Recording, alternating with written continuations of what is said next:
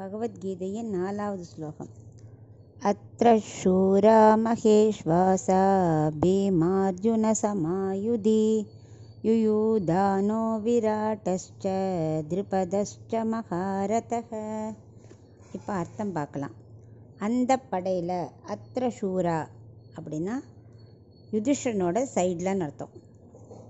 பீமார்ஜுன சமா, பீமனுக்கும் அர்ஜுனனுக்கும் நிகரான பலசாலிகள், வில்லாளிகள் எல்லாரும் அந்த பக்கம் இருக்கா. யார் யார் தெரியுமா இருக்கா?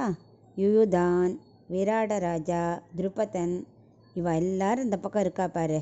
அவள் எல்லாரும் யார் தெரியுமா? மகாரதர்கள். மகாரதர்கள்லாம் என்ன தெரியுமா?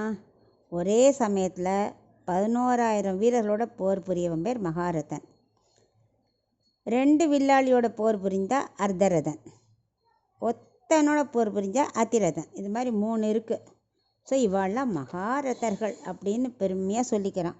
அதான் இந்த 4வது ஸ்லோகத்தோட அர்த்தம்.